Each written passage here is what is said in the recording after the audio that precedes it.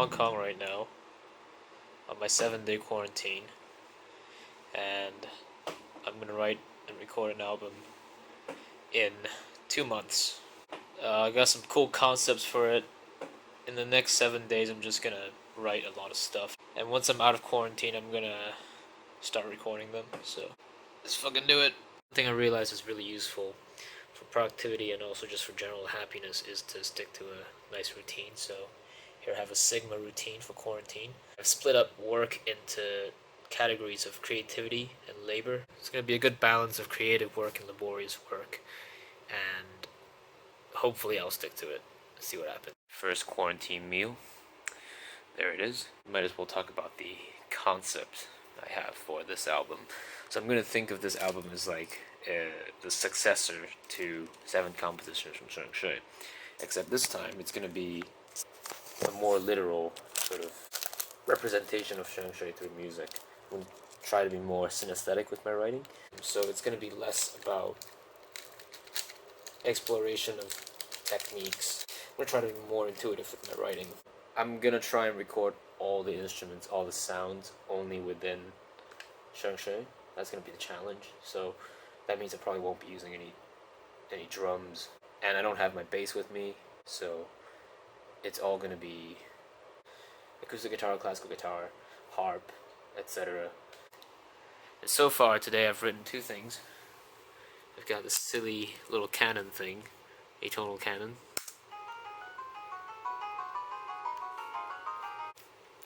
Some sort of Bartok-ish thing.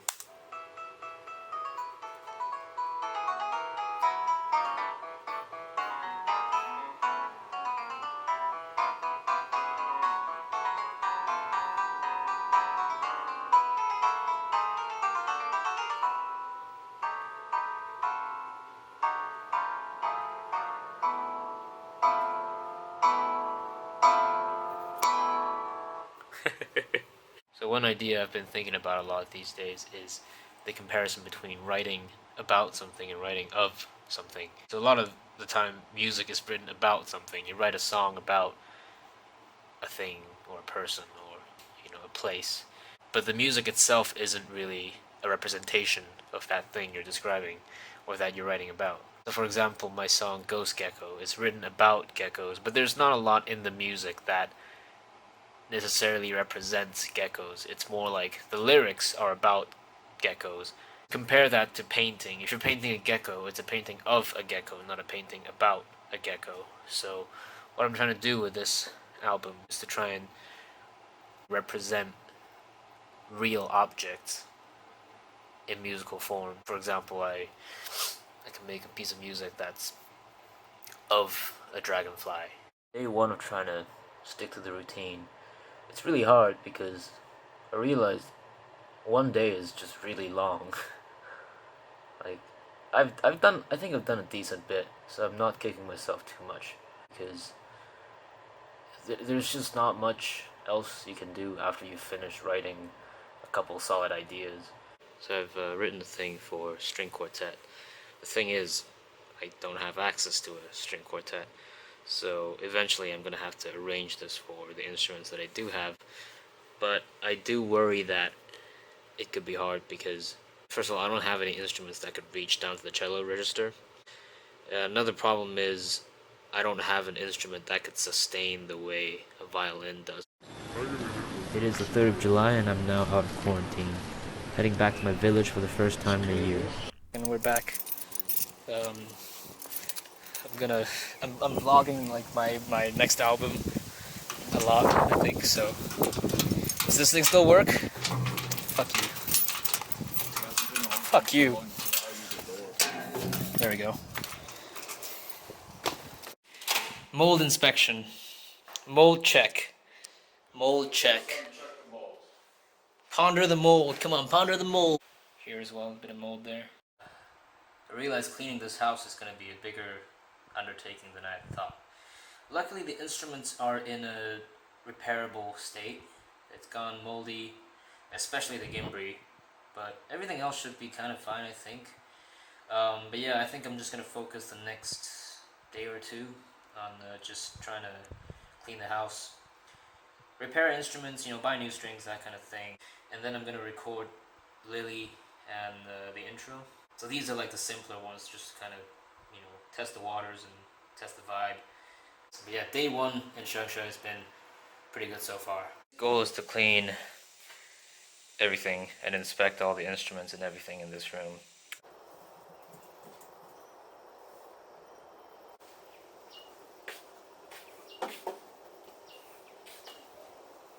So yeah, the Gimbri, very moldy, needs restringing, and I'm gonna have trouble restringing it because the pegs are really stuck.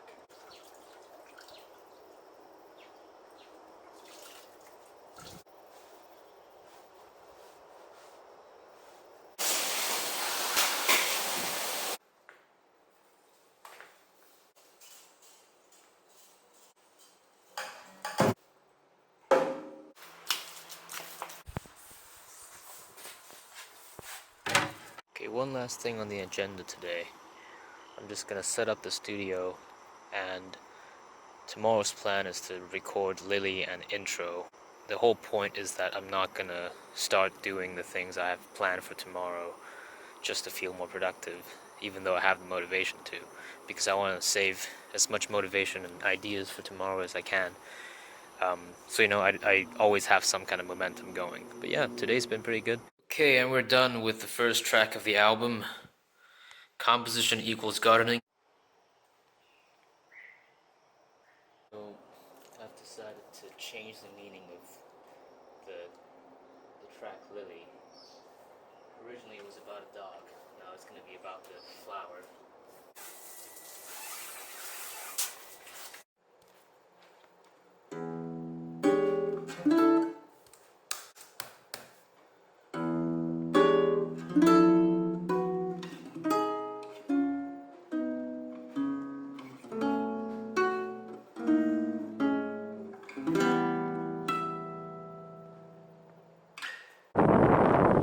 So now Lily in Morning Glory is finished as planned.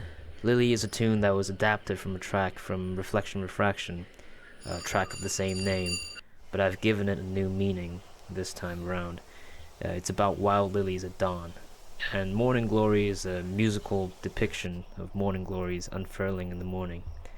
And that same night I came up with some ideas for mushrooms as well, while messing around on the ukulele. I don't know why it took me this long to realize, but the ukulele is an amazing instrument. That reentrant tuning is fucking awesome because you can so easily just play seconds. Because not only do you have these two strings, which are like, like the major third interval strings, but you've got these, the first and fourth strings, they're like tuned in seconds. So you can get like clusters so easily.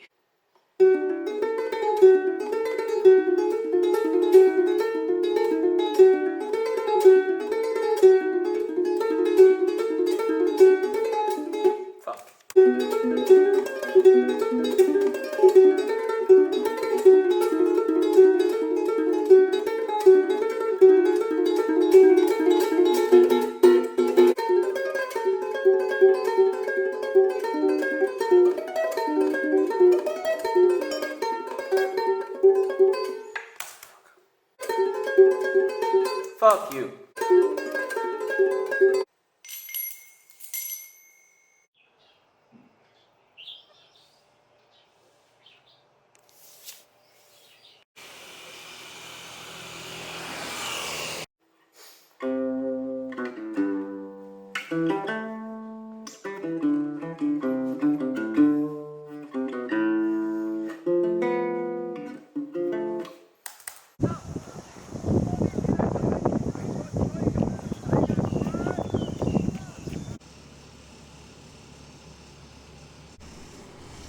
Because I was recording everything as I was composing it, I didn't really have time to practice any of the parts. So what you hear on the album is like a million takes spliced together, and definitely more takes than I am willing to admit.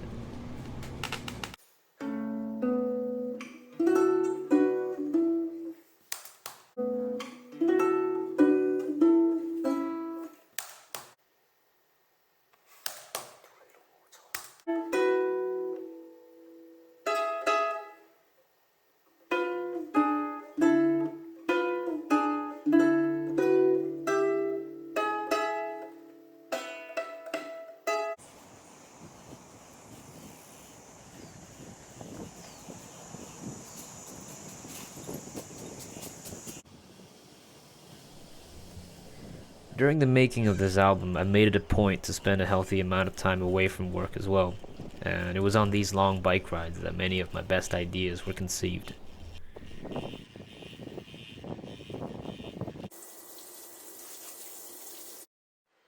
Okay, Sussy Gongs, let's go.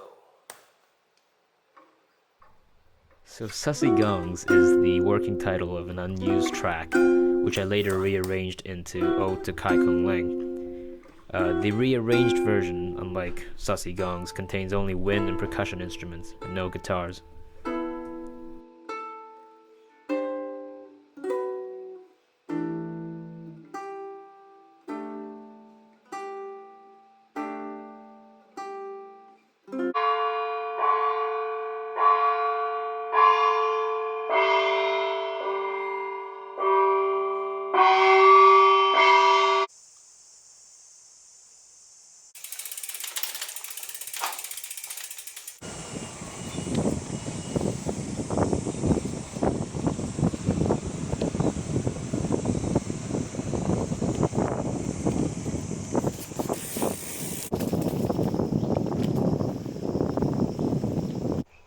I saw a frog in my garden while writing, and I decided to dedicate that song to the frog, which became Song for a Frog.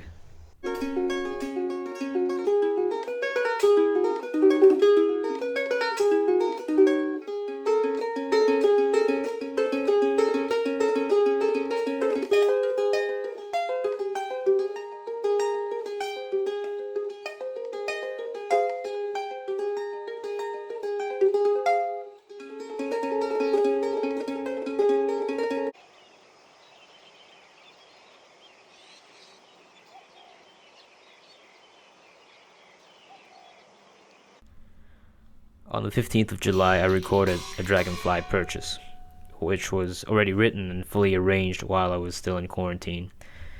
You can think of this one as a depiction of a single dragonfly perching with the backdrop of a whole swarm of dragonflies before rain. I remember when I finished tracking the guitar, it already sounded so perfect that I wasn't sure about adding even more percussion on top of that. But it ended up making the track even more perfect, so it all turned out for the better.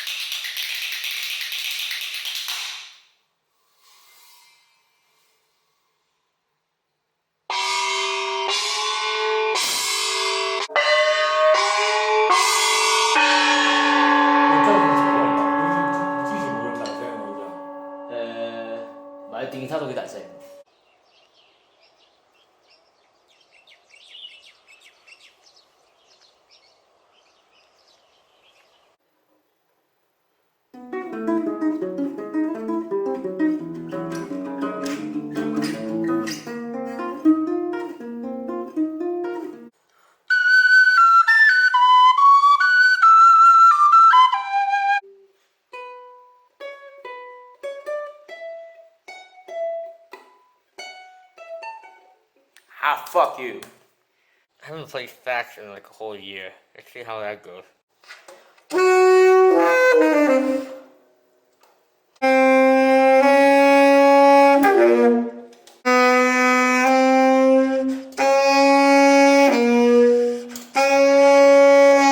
Fuck you! Here's a very satisfying guitar part where there's one part where I just play open strings on all 6 strings. It's gonna be cool. Here goes nothing.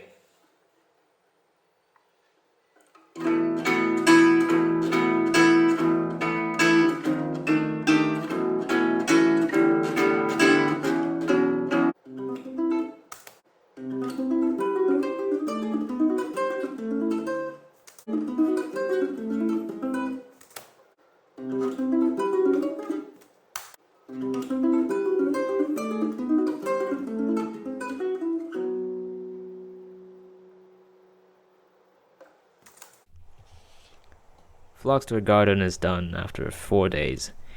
It was the longest I spent recording a track up to that point. And this piece is about the coming and going of different species of birds in a garden throughout the day, and on a larger time scale, It's also about the coming and going of different species of wild flowers and plants with every season and every year.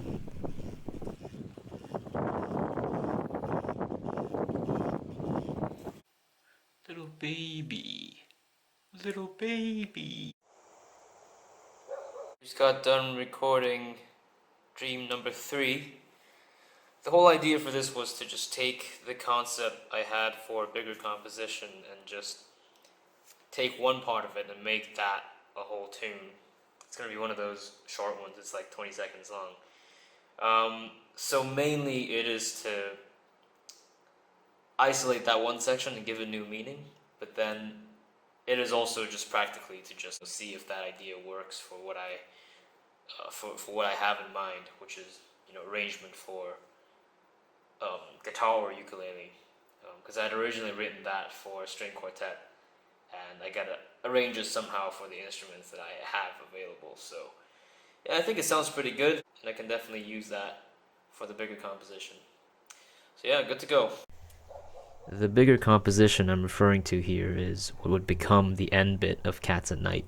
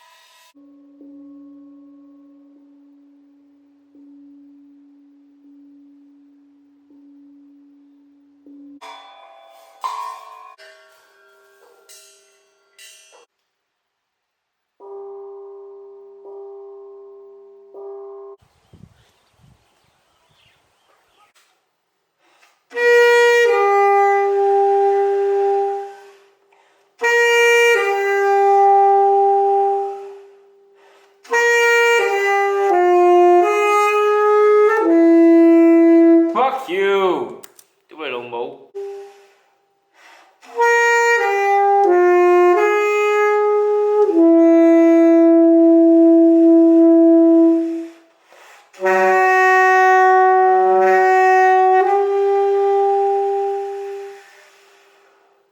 The pressure of making this new album interesting enough, because it's kind of the successor to 7 compositions and 6 songs, which are solid albums, and so there's always pressure to live up to that and make it interesting enough that it can be a statement that's worth making, essentially. And I was worried that I wasn't doing that, because everything that I was doing in the album is really just, it's kind of like regurgitating all the classical music sort of techniques and sounds that already exists out there. I mean, I'm just trying to sound like Rautavaara. I'm just trying to sound like Bartok. Trying to sound like Takemitsu.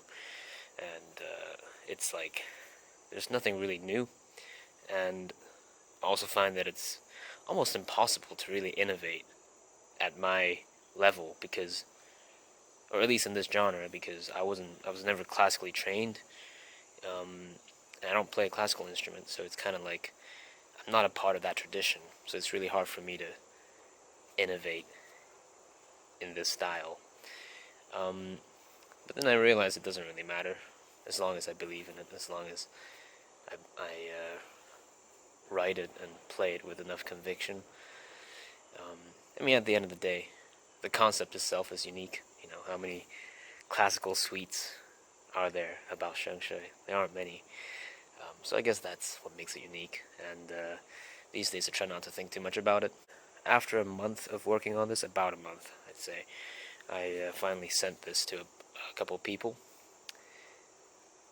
and I've gotten some pretty good feedback. So I think it's gonna be pretty good. Yeah, just gotta keep going at it. I've got some really cool concepts for my next pieces. So Yeah, I just gotta get back to recording.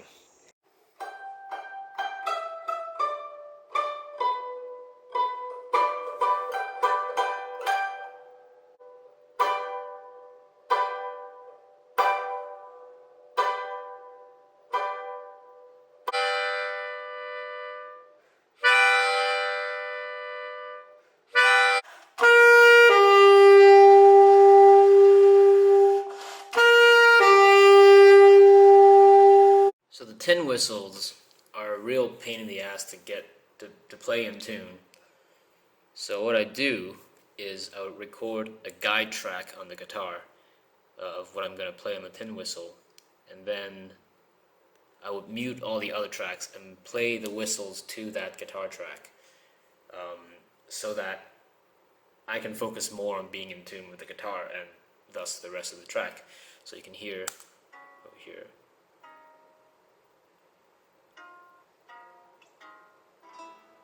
So that into the whole track.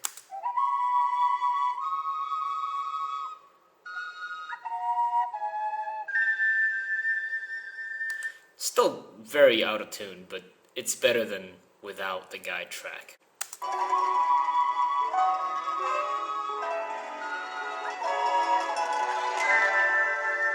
It sounds alright. He's taking a shit on my wall. Yeah, look at that. This is what I discovered about productivity. It's not a big discovery or anything, but it's generally a good idea to turn off my Wi-Fi, turn off my router, and turn everything to airplane mode. And I've been doing that for like 2 days straight now, and I'm very productive, but because of how laborious it is to track this track in particular, we've only got like 3 minutes of music. I've had my tenor sax for about 5 years, but the whole time I felt like a beginner because I never practiced. And tracks like Cats at Night required me to record 10 or so layers of sax in some parts to get the right texture, so it was a real pain in the ass to record.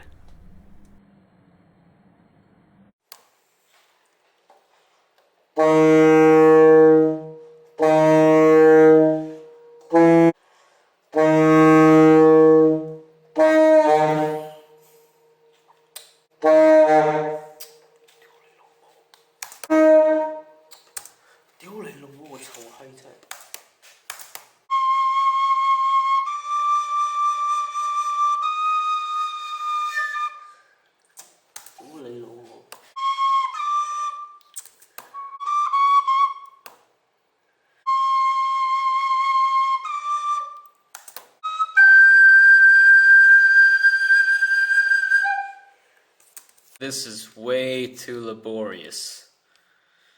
I don't think I'll ever work this hard again. I wish I could play the flute, because this sounds like shit.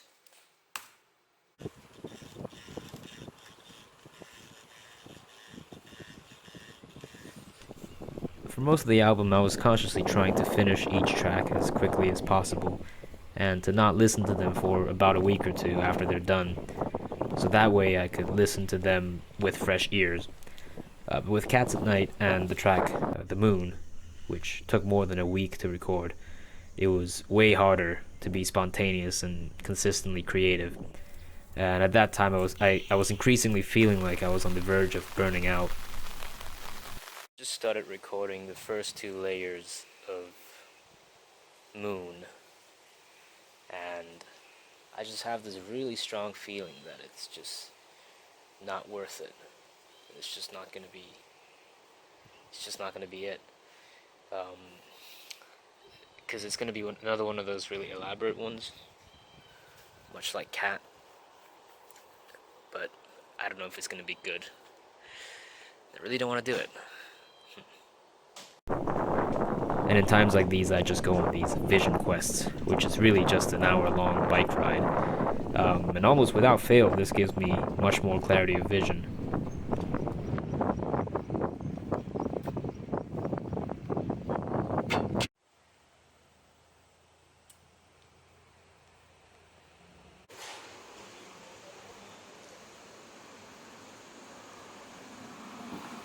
I am back from my vision quest, and I've come back with some pretty good ideas. I think I have some motivation to work on this further, so yeah, it's always good to take breaks.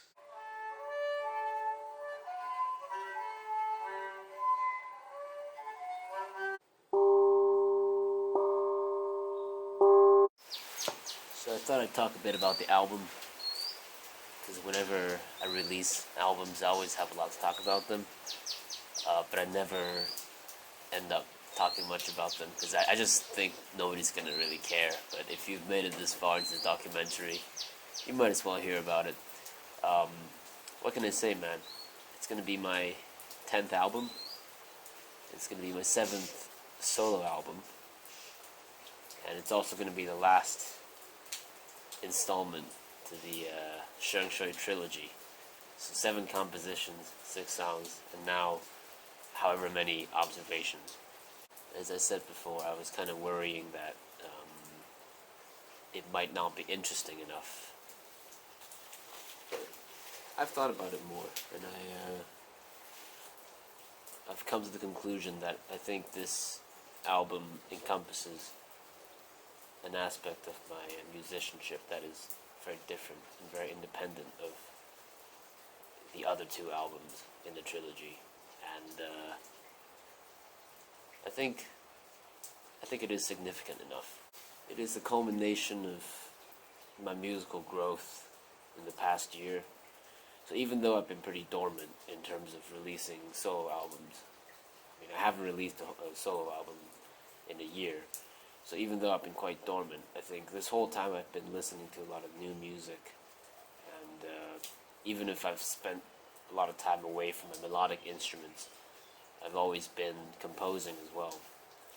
And I think just taking a year off, focusing more on drums, I'm just playing jazz and stuff, I think that was a good break. And because I've been so dormant, I kind of worried that I'm not going to have my compositional chops still there. And I worried that I've lost my voice, my compositional voice. Because I did actually struggle to write coherent ideas last year. There was always this feeling that I have no statements left to make, and that, 6 songs, 7 compositions, these are pretty solid albums. I've already put those out, and those are already like pretty big statements. And it's like, is there really anything more I want to say? Or at least in a solo album sort of sense. And so I thought I'd already run out of ideas, but turns out there's like quite a bit still left in me. In fact, I have way too many ideas right now. I feel like I'm not going to be able to finish everything I want to finish before I go back to the UK, but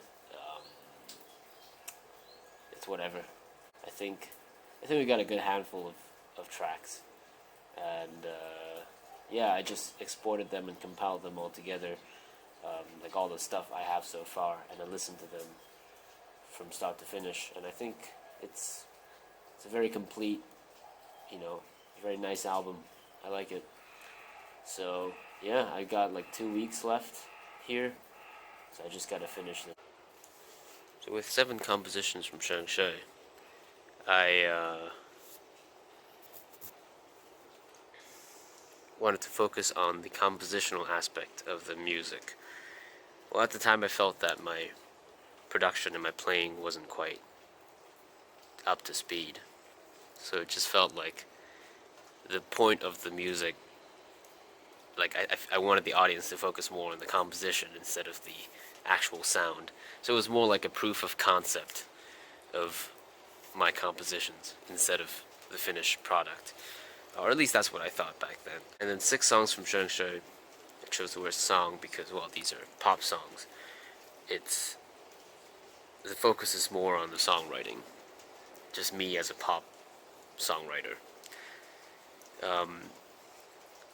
So yeah, and then when it came time to think of a title, think of a concept for this album, I thought I would do something different. And this time I chose the word observations, because with this one, it's very synesthetic. It's equally important that the composition is equally important as observing things in real life and then making that into a piece of music. Like that process, I think, is very much equally important. It's also Rautavaara as well. I think Rautavaara also described the process of composition as, he compared it to a gardener who observes and facilitates natural organic growth. And I kind of like the idea of thinking of the composer as a gardener, as an observer. If you've watched this far into the documentary, you're a real trooper, but also you need to get a fucking life.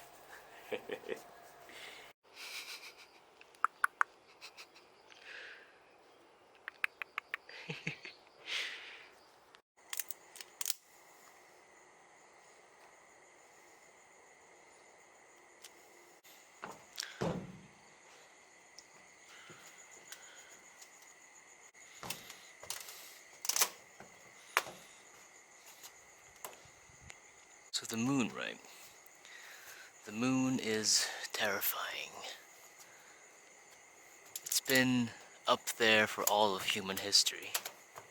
And it's been there since before human history. And it's seen all of the sins that we've committed. And it's seen the darkness of mankind. It's seen every aspect of mankind. The moon, the piece that I'm writing right now, that I'm recording right now, is about that. It's about fucking mosquitoes. Because of the moon's permanent place in the sky, it has to see all the darkness that it sees. And we can think of the moon as an eternally suffering goddess that's kind of been cursed to watch over Earth for all eternity. Conversely, by staring into the moon, you also kind of go insane. The word lunatic, that's also related. Just the whole idea of the moon inducing insanity.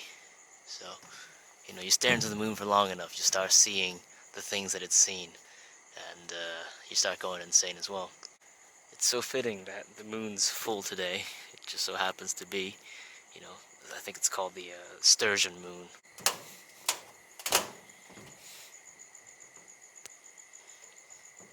The cool thing about Sheung is that it's very quiet. And at night, before you go to sleep, as you drift into sleep, oftentimes it's so quiet that you can actually hear the cats in the village just meowing. And that's often the last thing you hear before you drift into sleep. Cats at night is about that. It's drifting into sleep, and you hear cats, and you think about the stories that the cats are telling. An elder cat that's at the end of his 9th life, and you just kind of hear little stories that he tells. Okay, I'm gonna go back down. There's too many mosquitoes here.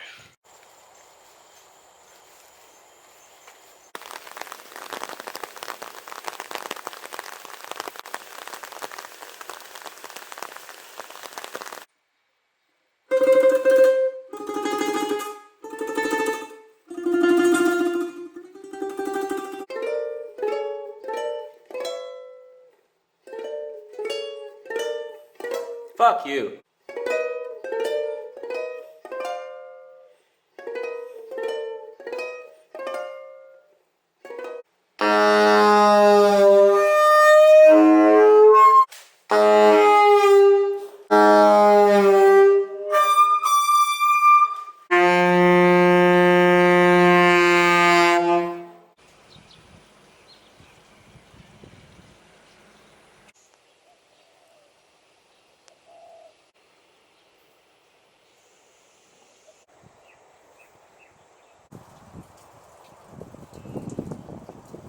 I just finished a big chunk of Moon.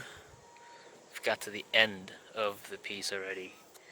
So that's, yeah, basically we have most of the tracks down for the album. I think that's going to be the last track on the album. as in like the last thing I'll record. Um, so 12 compositions in total, and I don't know how I feel. Like on some days you just finish recording something and you immediately feel like it's the coolest thing ever, but today I just feel like I finished it, and that's it. I don't really feel particularly happy about it, but I'm just gonna listen back to it like maybe a couple hours later and decide.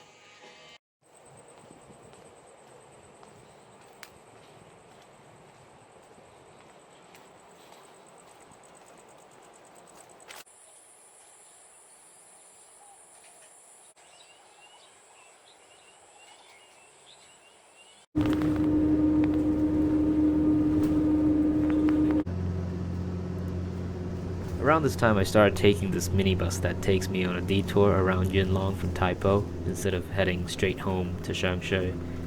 And along this route, you get to see the best view of Kai Kung Leng, which I think is the most beautiful mountain in Hong Kong. And when you get to certain parts of the route, even regular commuters would turn their heads and look out the window. And it was on one of these bus rides that I got the idea to dedicate a track on the album to the mountain Kai Kung Leng.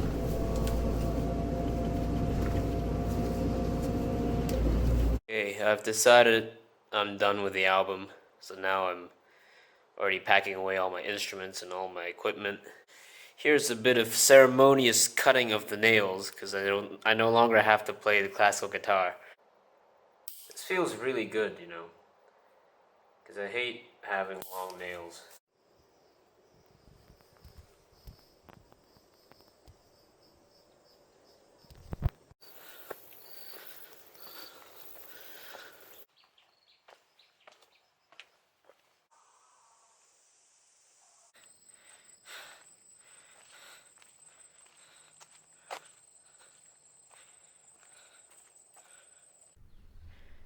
And here I am hiking up Tai To Yan, or Tai To Yan as it's called in Cantonese, which is a mountain that's opposite of Kai Kung Leng. From this mountain you get to see Kai Kung Leng in all its glory, and I thought I'd go on a little pilgrimage before I leave Hong Kong. Kai Kung Leng is visible from my village, and I've always enjoyed looking at it from afar, but here it is from a different perspective.